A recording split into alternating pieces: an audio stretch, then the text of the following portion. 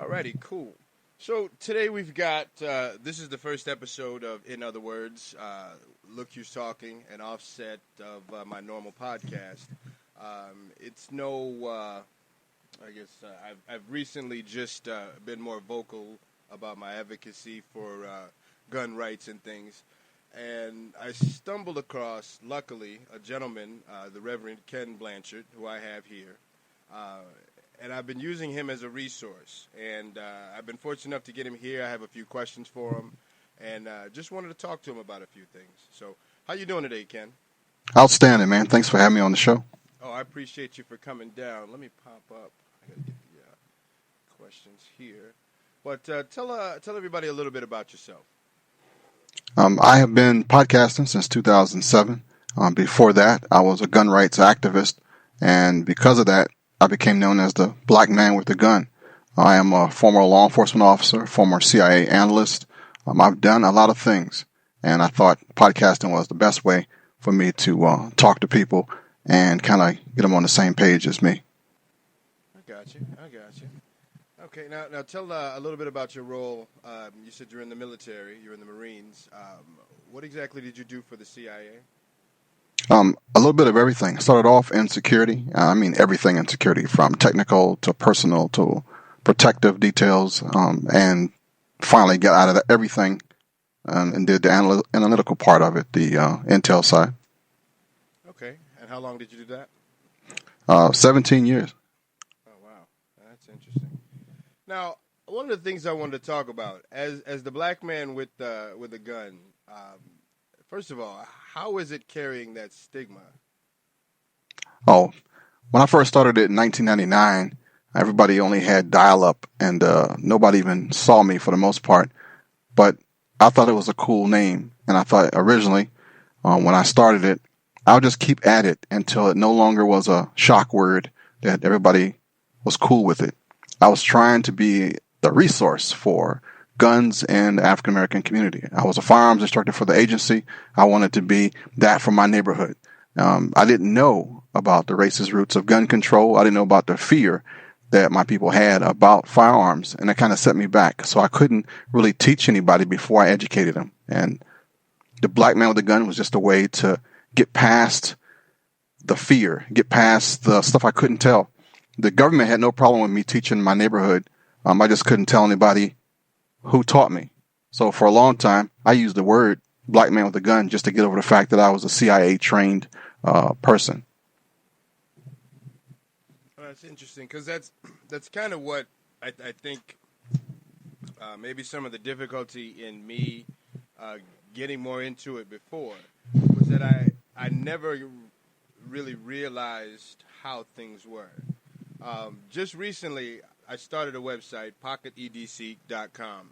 I'm an enthusiast from everything from everyday carry as far as firearm to pocket tools, knives. It's an interesting culture, and it's something that I had been into for a while and never realized that there was as big a culture for it. Now, one of the things that I've stumbled across that's kind of, I don't know if it's just giving me question, is I see a lot of these groups, and there's a lot of individuals who are heavily into EDC, but they have different slogans and different groups, and it makes me feel uncomfortable as to what they mean on the backside, if you know what I mean. Okay. I wanted to be a part of something, and I didn't necessarily want to be a black man with a gun per se, but I noticed different inequalities. So, like sayings like God bless the Republic and things like that, on the surface seem to mean one thing, but then when you do further investigating, a lot of the individuals who are saying those seem to have another agenda. How do you feel about certain things? Because a lot of the individuals that I've seen that are doing that are former law enforcement officers, different military guys and things. Do you see these groups? Is that kind of where you were going with trying to identify as a black man with a gun? I have had the privilege of being all over the place. When I first started 20 years ago, I was one of the boldest people because I went to some crowds that in all honesty, I never should have been in. But being there first allowed me to talk to people and learn from them. And I've learned a lot of stuff that we do is based on either our history, where we stand on it. This country is a republic. It's not a democracy. A lot of the people who are in the gun world know our history better than we do. They play on the words, they use the words, they modify the words, and sometimes the person who's speaking sometimes is not a good representation of whatever you're talking about. It's kind of like the Bible, like the cross. If you watch the Ku Klux Klan use the cross, then you would wonder why any black person would even wear one around their neck. People can take a good thing and pervert it or change it. Molon Labe, for example, the Greek, the word came from the 300. They asked the Spartans, lay down your weapons, and they said Molon Labe, or come and get them. So it's a mental thing, it's a macho thing, and it's all in this culture. And if you catch a piece of it, not know the back end of it, it can throw you off. It's just so much of that stuff in here because it's mixed in with the macho-ness of military guys, the guys who are fighting, and then they see their government as not being their friend, and all that stuff's kind of tied together. Right, and that's, I think that's where some of my frustration comes from because, like I said, I'm posting pictures and doing things, and I stumble across these groups, and it's hard to decipher. It's hard to tell one guy from the next because I support my military guys. I support my law enforcement officers who are performing their job correctly. Right. I'm 100% because a lot of us don't have the strength and the ability to do those things ourselves. So the last thing that we can do is take for granted the liberties and the freedoms that we have and not understand the people who got us and helped us get those rights. So when I reach out to try to find organizations to be a part of and to share my views and things, I kind of, like I said, as you draw back. And like I said, the Greek saying was interesting because I found it nice. I was researching, I think they're coins that are people carry as an everyday carry. And I kind of saw it and I said, man, that's kind of cool. I like that saying. I kind of believe in that the same way. And I have a tendency to like to see where things come from. And as I started to look around, I saw a theme that wasn't always apparent, but was kind of right there, And then I referred back, and like I said, that's where I got my interest in the gun movement because I constantly find those things, and all I wanted to do was be a part of something that I enjoyed, something that I'm new to, I wanted to learn more about.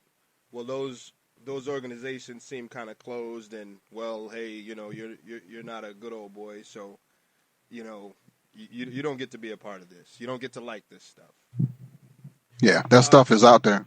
It's interesting, and I just wondered how somebody who's been dealing with it, how have you dealt with it and navigated? Have you joined different organizations that way, or have you just kind of steered clear and done your own thing? I've joined probably most of them or been a part of it in some way where, I give an example, the NRA, for example, I've worked with them, consulted with them, and promote them when I can. I understand that it's one big business, and business makes you do different things. If you want to keep your business going since 1871, you're going to do some stuff that might not be popular, but it keeps the rent being paid. That's a lot of their issue right now. If you have a group of people who will pay their membership dues before they pay their rent, you want to cater to that folk, and that folk usually is not like you. Right. So to keep a business going, to keep an organization afloat, you see some negatives. You see some stuff that you're like, why is it only country music there? Why is it only NASCAR? And I'm not a part of that group. When you go back and you pull the individuals out, you pull the people behind the scenes out, they're cool people. But the business side of it, they can't make money on cool people. Okay. So now, and part of this, I had some questions prepared, but I did want to have more of a conversation with you because I appreciate a lot of what you're doing and didn't want it to be so sterile.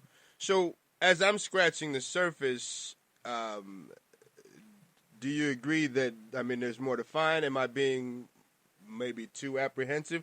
I mean, part of my fear is, as being a black guy with a gun, for instance, that puts a target on your back, and you've carried that for a while, but that's a hard thing to do because now everyone sees you as that individual. They don't see the black man and why you're a black man with a gun. They just see, well, oh, he must be angry, so they take to that rather than going, well, I carry a gun, so hey, he's just like me. No, they go, well, whoa, why does that black guy want to carry a gun? So now, and just what I take to, I haven't gotten my concealed carry yet. I plan to very soon. I don't have a problem.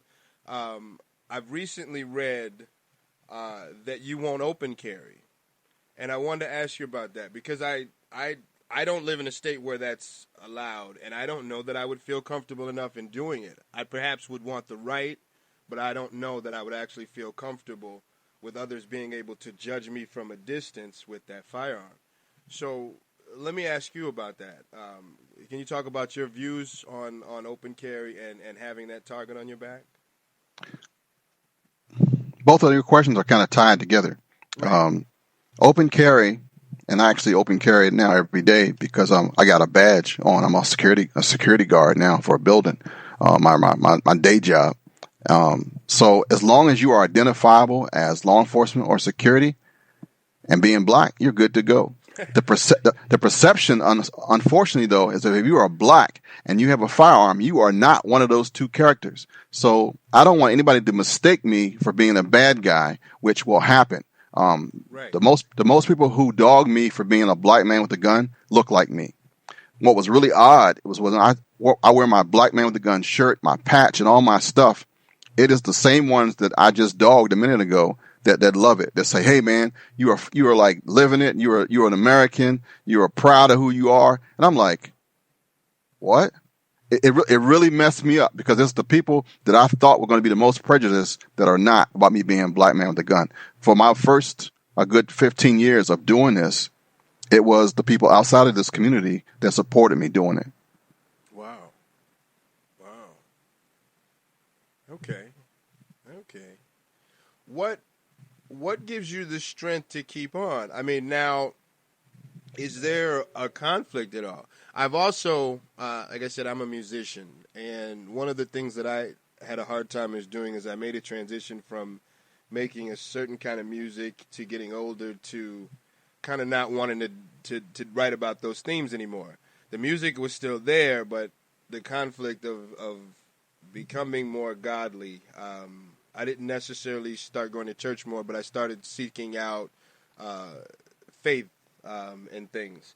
So as that evolved, things in me changed, and activities and things I took part in changed.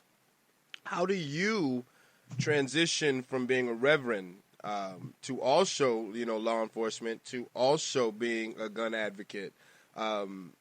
Is that difficult? I mean, or is that just something that you naturally are able to do? I was raised a Christian. I was that godly guy before I went into the Marine Corps. I had trouble being such a soft-hearted person built for war. I learned how to merge those two together really easy, that there's always a battlefield chaplain somewhere. There's always that guy in the barracks that you can tell that your girlfriend left, that you can talk about your mom, that you can actually cry in front of, and you can trust that dude. I became that dude for a long time. And then as I became a firearms instructor, I was still that compassionate Christian person. I didn't see any conflict because the gun itself is not equate to murder. The gun itself is just another tool. If I was a carpenter, if I was an electrician, then my hammer and my screwdriver can also be weapons. But it didn't have that connotation that the firearm did. And I couldn't figure out what was the big crisis, because as a kid, growing up in the 60s, every superhero had a gun. Every cartoon had a gun. There was a gun in the rack of people's cars going down the country. Everybody assumed that if you had a firearm, you were a hunter, or you kept the bad people from coming into your house. It didn't get into that negative thing until latter time period. So when I became a firearms instructor and this Christian guy was trying to help my neighborhood. I was slapped with the reality of the fear of the gun, the reason behind the gun violence, which is a bad word to me. It's just violence. There's no such thing as gun violence. There's all this stuff was happening, and I couldn't figure out how to make it work. And then when I went into ministry, oh man, it really racked me up, because now I was assumed to be just like the other pastors who preached nonviolence, which I preach the same thing, but they assume that you can't have a firearm and be nonviolent. They assume that you can't be a gun person and be not like Jesus, that it was a conflict, and it's not. In other cultures, let's look at the old karate movies from back in the day. Remember the Shaolin priests? Uh-huh. They were priests. They were the holy men. Right. They knew the 5-finger death technique. They could touch you, and they were peace-loving people. And these old dudes wore the orange outfits, and they would never mess with you. I'm the same dude, except my robe is black. Unless you come after my sheep, you got no problems with me. But if you do, all hell is going to come with me. So it's a way you look at people. And then the preachers who preach this stuff don't come from a military or law enforcement background. They come from a background of, well, my parishioners don't like guns, so I'm not going to like guns. And right. I want to keep the old ladies happy, so I'm going to preach against this stuff when you don't have a clue what you're talking about. So I was set aside real fast. I almost got kicked out of church because I gave up a testimony to the Washington Post, and they printed it, and I said, God and guns. And my 1611, my Bible, and my 1911 is what keep me free, both spiritually and physically. And them folks went nuts. I was like a junior minister, and they almost threw me right out of the church, man. Oh, it was bad, dude. That's funny, because that's exactly what I'm talking about. And one of the things that, and I get it. I see the ex-military guys, and they have a camaraderie, and I love that, and I don't have a problem with that whatsoever. Where I do tend to tread is that sometimes I find these individuals are a bit hardcore. I don't I can't say under any circumstance. I've got my 9 ready to defend my house, and I have no problem with that. But as far as actually in my mind thinking that I have a desire to shoot another man, I don't carry that thought. I love my firearm. I love it for the reasons that it's power. It's a machine. I'm into that sort of thing. So that's a separate item, and it has a purpose and a function. So with that, with some of these guys or these people that are extra hardcore, and they say things like, "Yeah, come and take them." Well, okay, that's fine if you're defending yourself, but it seems you're taking the offensive in the sense that you're provoking someone to come and try to take it, and that's a different sort of action. And I'm not that guy. I mean, hey, people are people, but I'm a guy who defends himself and also appreciates this machine that I'm able to carry. How do you feel? Like I'm the same. I just realized recently that a lot of the stuff that I've done, I could probably get a degree in anthropology and sociology, because it's more than just politics. Right. Whenever you say us versus them, it changes your dynamic. And you become passionate with stuff that you really can't back up. You can quickly, like my dad used to say, write a check that your butt can't cash. Right. You can get so far in this thing. Like, I give an example, Crusaders. The Crusader movement back in the king. What am I talking about? The British time, the English time. Right. They had the shields with a big cross on it. Right. They were fighting against Muslims and anti-faith people, anti-Christian people. The Protestants, weren't they? Yeah. So that whole thing, it sounds good, except for when you're trying to be a person that's unifying, a person that's saving people, a person that's trying to help somebody. So you take a Crusader name on your firearm, or you put it out there against people who are not Christian, who are Muslim, you're talking about killing the people now. So it's that whole Crusader thing sounds good, right. But the Klan uses it, the murderers use it, so it's like twisted. Right. And that's what I'm saying about these sayings. Like I said, I was quick. I mean, I've been off of work for a while. I injured my knee, so I've had a lot of time to get back into doing my music and podcasting and spending more money than I should on Amazon buying tiny devices. So I also have time to be looking at other people's sites, and it's man, I was that close to buying this EDC coin, and I think the name is Challenge Coin, but Yeah.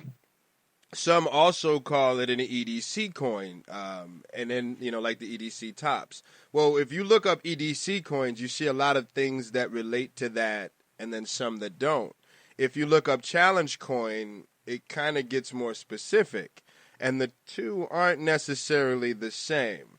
So I found that confusion in there because I found in some of the EDC coins that same symbol, that Greek, the Spartan helmet Hmm. with the Greek saying, and then I also found it as a challenge. But the ones who carried it as an EDC coin didn't have the reference or the rhetoric that went behind it. They just kind of and there wasn't a lot of talk behind it.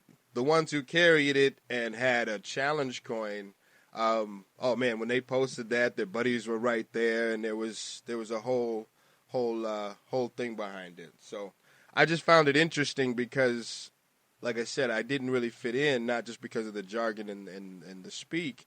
It just it seemed more of an envelope of people, and I'm more of a unifier. I'd prefer, you know, I don't want to be a black man with a gun. I prefer to be another man with a gun. But unfortunately, the circumstances don't dictate that. And what I've noticed is that if more people saw more black men with guns, it wouldn't be such a stigma or a difference. So I feel it necessary that I have to say more. Um, so, I mean, it's an interesting movement. The, I the, wanted to spend some time and give you a chance to talk about the gun movement and exactly what's your direction with that and what you're trying to do, because I find it interesting, but I'd like for other people to be able to hear as well. Before I do, I want to just touch on that challenge coin thing. Um, Oh, the thank you. the challenge coin thing started in the Army. The U.S. Army used to have these coins for their units, and it was kind of like a secret club thing where if you were part of the Green Berets or the Ranger Division, your coin would have your denoted where you were from, and you could like go into a bar, slap that guy's hand, he would see that you were part of his group and buy you a beer, and you would collect these things as being like among brethren. It's kind of Okay. Okay. No, keep going. I'm it's sorry. I'm just. it kind of morphed into this thing where everybody's making the coins, and it's kind of like a cool thing. And I don't even know where that thing went, but it originally was an army thing, because every once in a while, as a Marine, you would go into a bar, and the army guys that dog the Marines, and we go back and forth, and they would have these coins. Nobody else had them but them. So it's just kind of become, since we got like 9 million veterans now, we've been fighting in wars since like 85. So there's so many, the whole militarization of our people has kind of changed too. So that's kind of where that came from. No, that's cool. And actually, now see, I hadn't, and I do so much when I'm on looking up, and I hadn't stumbled across that exactly. I knew it had some military connotations, but I think that's actually pretty cool. So that kind of sucks that more people outside of that are kind of doing that, because that should remain kind of their thing, Yep. because now it has a chance to reach out internationally. So yeah, that's well. Let me ask you about that then. If you know about the Lucky Fat Man Society, No. that's just one I've stumbled upon, and I haven't. It sounds really cool on the surface. If you notice with everyday carry, there's a lot of guys that have these small resin or stone, little chubby fat guy keychains. And the lucky fat guy, it's weird because I'm like, why would guys have this little naked fat guy on his keychain? But what it represents is if you're helpful or if you've done something, you have a guy out here who's having a hard time, and you kind of help him get through it by talking to him and things. I guess he can nominate you because you can't officially buy these. So I guess people make them and you send it to somebody who's helped you. And it seems real cool on the surface. A lot of the military guys I see, or the hardcore guys, tend to have them. So I wasn't sure if that was, but it's a cool concept. It's almost something to get behind because it's one of those secret sort of things. It's kind of social media, and here's a sign of appreciation. You really didn't know it, but you helped me out, and only people who have that are genuine people who did something. So I didn't know if you had heard about that one at all. No, but it makes sense because today, if you're a healthy fat guy, you're not sick. You're making money. I mean, there's something going on. You can't be fat and be, poor. Right. So it's you've kind of you're living the life, if you will. Yeah. So, yeah. Yeah. I appreciate you mentioning the coin, though. I was definitely wondering that, and I didn't have any info. So thank you. The gun movement. The gun movement. For a hot second, I had visions of grandeur. I was going to make this thing like bigger than the National Rifle Association. Pocketed deceit. Yeah, I know what you mean. Yeah, I was on fire, right? I was like, yeah, I'm going to do this. And then reality hit me, and I thought, you know what? I'm doing the exact same thing as everybody else. So let me slow my roll. And what the gun movement is an extension of Black Man with a Gun. Right now, I have been blessed to know people of every color, every nationality that are involved in the gun rights movement. When I go to the National Rifle Association's annual meeting or the Second Amendment Foundation's annual meeting or any pro-gun group's thing, most folks know who I am. So I've made a way of becoming the ambassador for the gun community. The pink pistols, even the gay folks. I've been a member of every, not a member, but I'm like that guy they know. So there's probably some people I'm missing. There's other groups in there, even hunters and outdoors people that I don't even do anything that they do, but I promote them. So I decided to take another site because I'm like really getting into blogging and podcasting. I can't stop myself sometimes. Yeah, I know what you mean. I know, right? It's like addictive. It is. And I learned that community is more powerful than anything. Yes. So I've been selling stuff forever to keep my podcast alive. I mean, I had T-shirts and hats and I got action figures. I got a whole bunch of stuff. This Black Man with a Gun, and it's real ego is this real. It's like, all right, stop, Ken, stop. It's not about you. And I'm blessed to do this for 20 years. I've almost stopped it about 5 times. And sometimes I've been in documentaries. I've had folks from overseas come to see who this Black Man with a Gun guy is. I had to resign from my last pastorate because I got so big as the Black Man with a Gun. Folks couldn't hear the message. So I thought, Lord, if this is not where I should go, take this away. But he didn't. He kept me where I'm at. And I've used it to minister to people, to reach people that the regular church doesn't get to. And I'm not stopping anytime soon. But I thought, how about if I highlighted other people? If I brought in folks who didn't quite understand or had got hurt by the other people, because in churches, we're really good at hurting people too. We help people, but we've hurt some folks too and become real toxic. And our movements and our gun organizations are exactly the same. Folks don't know that the NRA is cool. They really are. They just got to keep going. So they do some stuff that I wouldn't think you should do, but I'm not in charge of it. That's their thing. So, and there's other groups that don't get their money or their notoriety that are cool too, but folks don't give to that or whatever. So I thought I would just do what I can do right here on the gun movement. I will find people from every nationality, especially those that you don't never see, but I've run into, and I'm going to like beg and plead that they like help me post things, learn things. And right off the bat, I got some traction. People said, this is a good thing.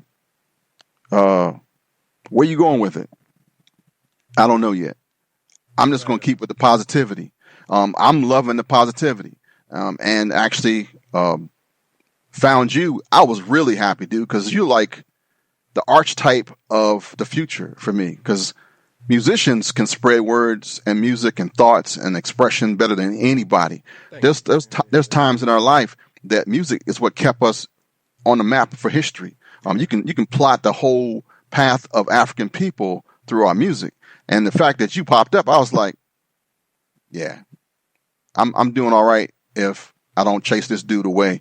If I can help him where he's at, then he can become. I can do the tag. You're it. Because I'm building this gun movement to last past me. So if tomorrow I say, all right, I'm done, gun movement will move on, and some other people will carry it on, and there'll be enough stuff in place that it will be sound. It won't be scary. It won't be hyped up. It'll be sensible, and that's where it's going. And see, you know, in that, you know, like I said, I find a lot of other guys, and I learn a lot of stuff. So I don't have anything to say against any of those who are already doing it, even in what they support, because you all have that ability to do that. I watch everybody from Hickok 45 on down the list.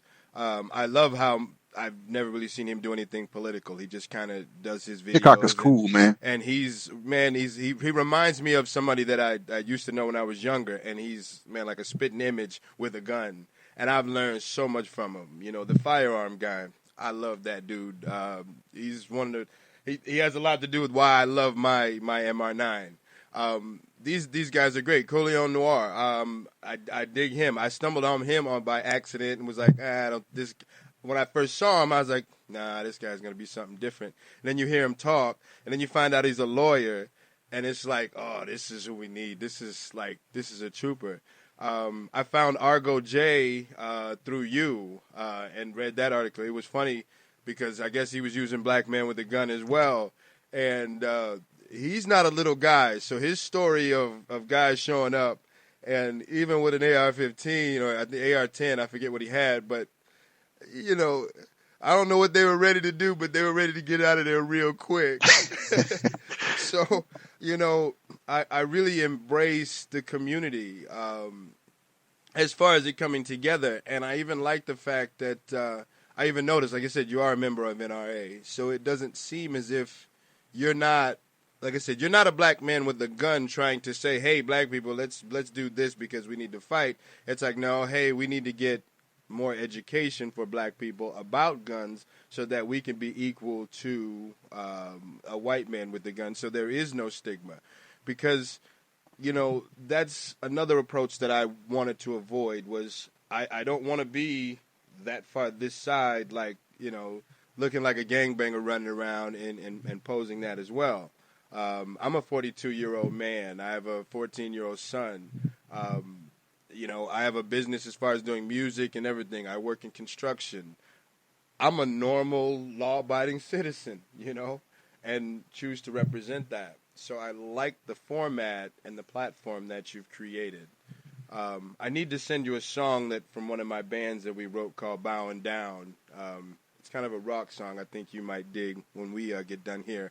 I'll send you the link to check that out. Yeah, Cool. So yeah, that was I just really wanted to go over a few things because it's been really frustrating, and I wanted to start this off, and I was trying to move it, and I noticed you were doing something, so I was like, wow, I really want to get a chance to sit down and talk, and hope we have some chance even in the future to converse and catch up and things, and you know, because it's always a pleasure. I like reading and seeing what you have to say because of the stance that you take. Like I said, you're not, you know. You're not fist in your face, black guy with a gun. You know, you're preaching the understanding, and not only are you coming from that perspective, but something that should join more of us together is faith. So, hey, there's people that like guns. There's faithful. If you put those together, that should be more powerful than color or political orientation or gender or anything else, because those are the things that drive us.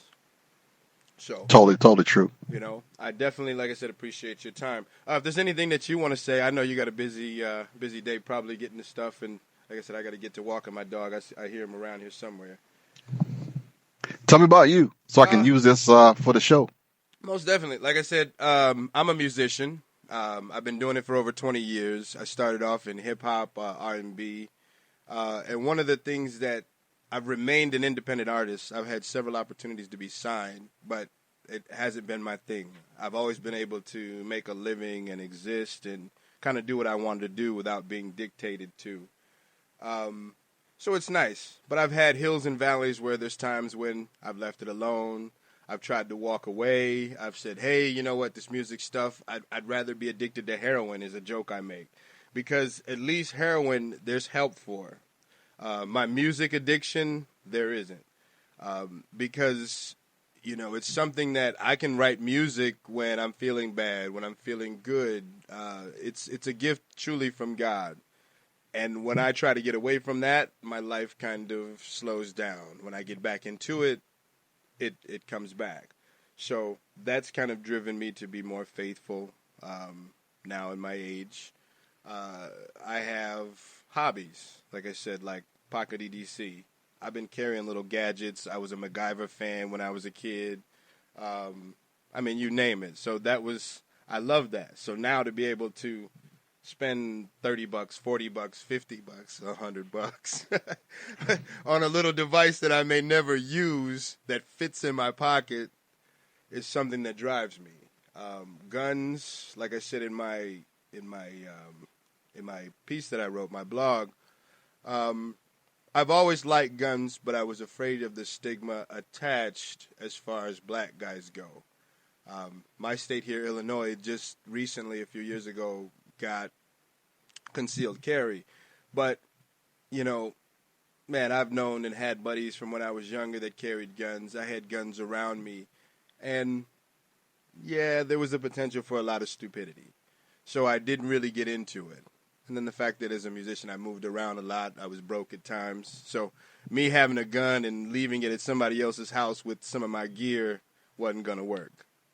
So being a little more stable, here I am now, and I just find it hard to remain quiet about things that I'm passionate about. I was able to when I was younger by doing other things, but now things that upset me, there's things that are going on in politics that don't make sense. And some of the answers that people have, well, the majority of this guy is okay. So if I murdered 100 people, but I created 1,000 jobs, I lowered taxes and did 75% of good, does that negate the fact that I murdered 100 people? You know, I made a joke to a friend that we have, you know, whatever party you are a part of, but the politicians that we have that are now available, they're not the best. When we go for a basketball team, they don't go for, you know, the little guy over here and go, you're okay, come on, play. No, they go spend money to go to every college, every basketball court. They seek the best. The role of leading our country, we don't seek out the best. We go, the majority of he or she is okay. Well, I don't agree with everything they say, but most of what they say is okay. Okay, so if this guy's a racist and you say the majority of what he say, which parts do you follow? So I just find it too hard. And the more and more I say things, the more I lose friends or people who pretended to be friends. And at first it upset me. But now they're just making more room because I gain other access and I have peace of mind.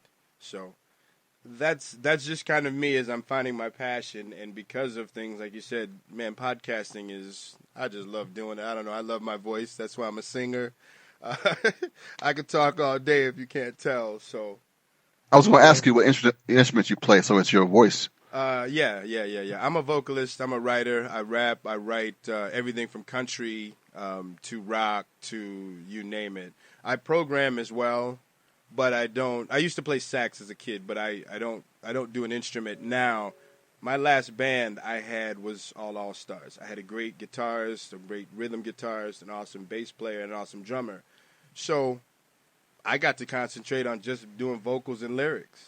You know, why should I worry about the guitar? Hey, you want to come in here? You want to come in there? We'll work with it. You're great. So I got away from that.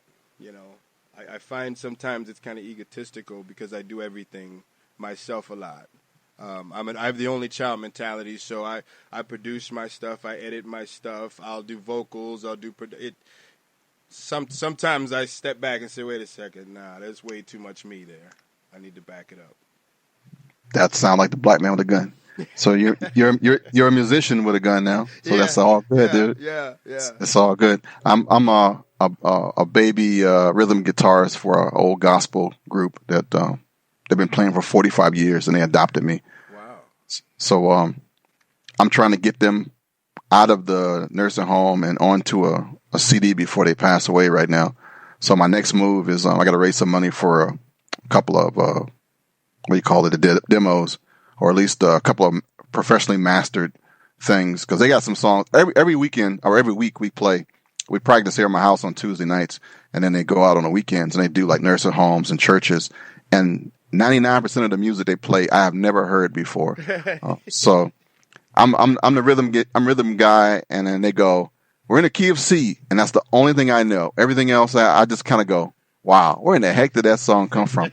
But I love them. I love that music. It's supposed to be like quartet music, but it's like 10 of us, because there's like another guitarist and a drummer and a bass player, and it's just fun, dude. And Yeah. I understand the whole music thing. Yeah, music is nice. It's an activity, but it also makes you a part of something, and like that's that camaraderie that I have had with different bands and groups I've been a part of. It's kind of what I was looking at here.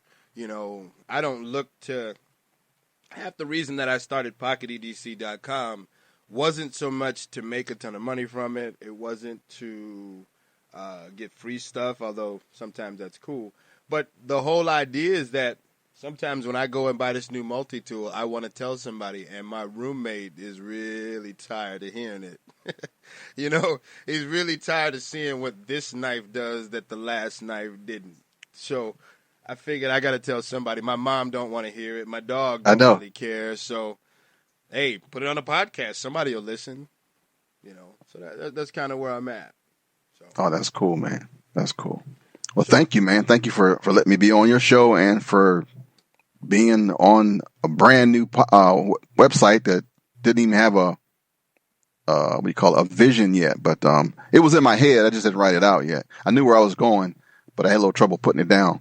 I got excited and got lost there for a second. But folks felt me, so they knew where I was coming from. Well, that's funny. The last email I sent you, I was trying to send that for probably a day and a half, almost 2 days. Part of the problem I had is I'd get to saying what I want on a tangent. I had to type that, voice type that on my phone, because I couldn't type fast enough, and I had so much to say, and I would get on another tangent and be like, oh, he's not going to make sense, any of this. So, yeah, I definitely get that. So that was, yeah, I had to reach out, because it was, like I said, these things I didn't get. And like I said, you're in the middle of it as all being, you know, ex-military and ex-government and stuff. So, yeah, definitely thank you. And I hope, because as this part of it, I have more blogs and stuff coming, so different things. I also hope at some point in the near future, as part of Pocket EDC Carry, I want to start featuring a segment with smaller guns for women and for people who aren't necessarily used to. I want to kind of integrate and bring something into that segment. Stuff for like my mom, who I've been pushing to carry and things. So, yeah, I've even been interested in getting my FFL as well. So, you know. There was something else I wanted to tell you before I let you go. Every one of my people, one of the transitions into Pocket EDC Carry is on my original podcast. I would always ask everybody what they would carry. So the natural transition. So of course I'm going to ask you, what do you carry? What do you have in your pocket that you carry every day? What's necessary for you to have every day? A knife. I will carry a knife even everywhere except for probably an airport. I will put some edged weapon in my pocket, and there's like a million different kinds. Yeah. Whether it be looking like an ink pen or a credit card, but I will have an edge weapon on my person at all times. If not only just for utility, for like the Jungle Book guy, my large tooth. I gotta have that. When I can carry, I will carry a Glock 9mm full size. I don't have any pocket guns. I had a Derringer once, but it only had 2 rounds, and I didn't like that. So I will carry a full Glock. because there's never just a reason to carry two. If you can carry two, you can carry 17. So that's just how I roll. You better believe it. So you're a Glock boy, huh? You're a Glock fanboy. Yeah, I loved Browning high powers, and then from that the SIG not SIG but the CZ method, because it's the same really flat 9mm that you can conceal, and I had done that quite a few times around the world. I've grown up with the revolvers, which I actually like. Revolvers are having a comeback, and there's nothing wrong with one. Yeah, they're pretty. The Glocks came out. I hit the scene right when Glock happened. When I was at the Federal Law Enforcement Training Center, Glock was doing its promo to trying to get all these federal law enforcement guys into their Glocks. And the old guys, the 1911 45 guys, hated the Glock because it was ugly. Only has 33 parts. It's polymer, no shine, no nothing. But my agency took it eventually and replaced all our stuff with that. And I learned that this thing was not pretty, but it was a utility. It was like my knife. It was a fork. A fork that once you learn how to use it, you can drive nails with it. So it's just no frills, not your gun you go, parade around showing I got a Glock.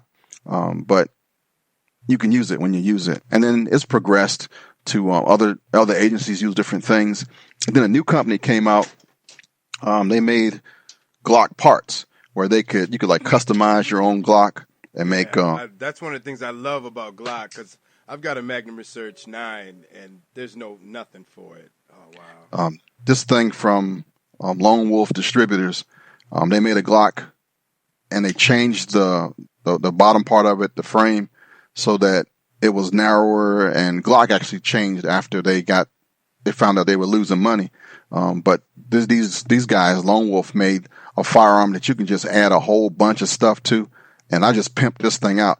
It weighs about probably much as a rifle, but I got laser, I got green laser, I got flashlights with strobe on it, and it's ported, and it's got a extended.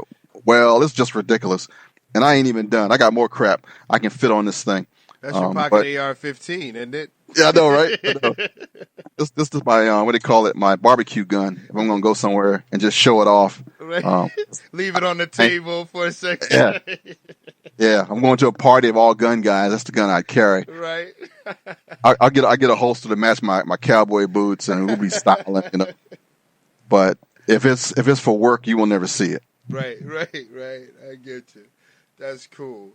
So, yeah, again, I appreciate you. Everybody go ahead and check out the gun movement and check out Reverend Kenn Blanchard.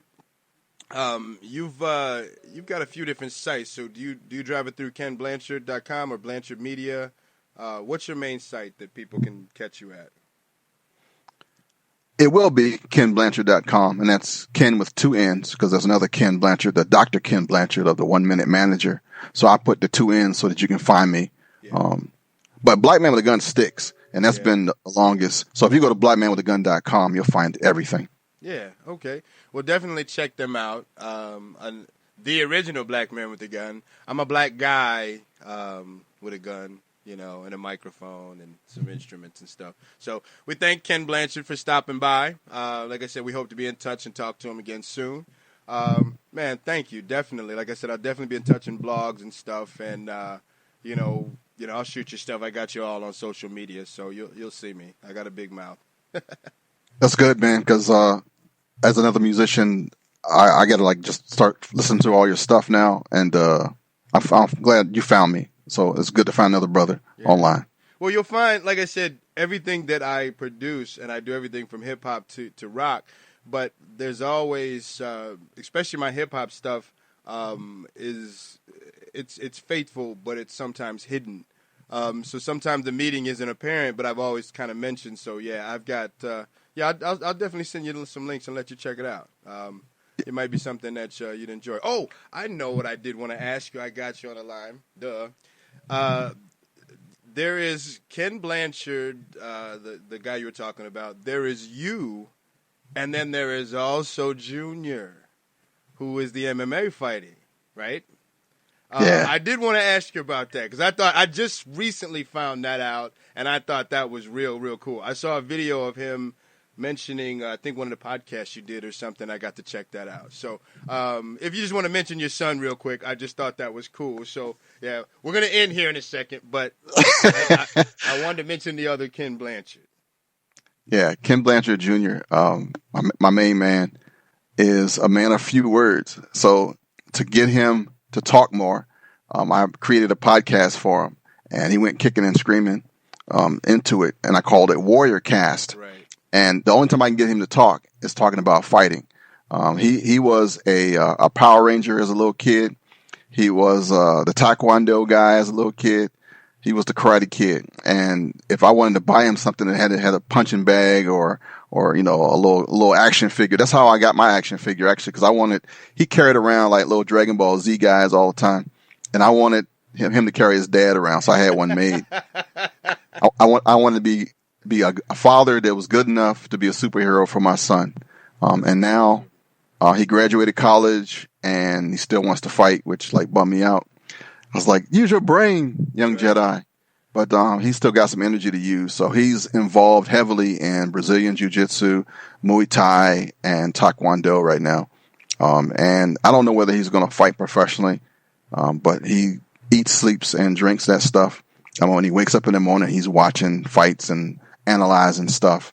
And then he's working a little job that he doesn't like right now, but it's paying him money. And I support my little guy of 6'1" and 150 pounds. He's a dangerous mug, and I'm glad he's my son. There you go. So yeah, I knew you were proud of him, so I wanted to give a little airtime to that. Yeah. In closing, my son once told me he was a big Spider-Man fan when he was about 3 years old, and I asked him, and he said, "Well, yeah, you love Spider-Man. Yeah, that's cool." And I go, "Who do you like better, Spider-Man or your dad?" And I just knew for sure he was going to say Spider-Man. And he goes, "No, Dad, you." And I went, "That's cool." I go, "Why?" He goes, "Dad, Spider-Man's not real." See, that's cool right there, Doc. So I take that one, and that was one of my favorite lines that my son had ever said to me. He's always saying wise things. He's 14 now. Right. So that one Cool. I can definitely relate to you. So.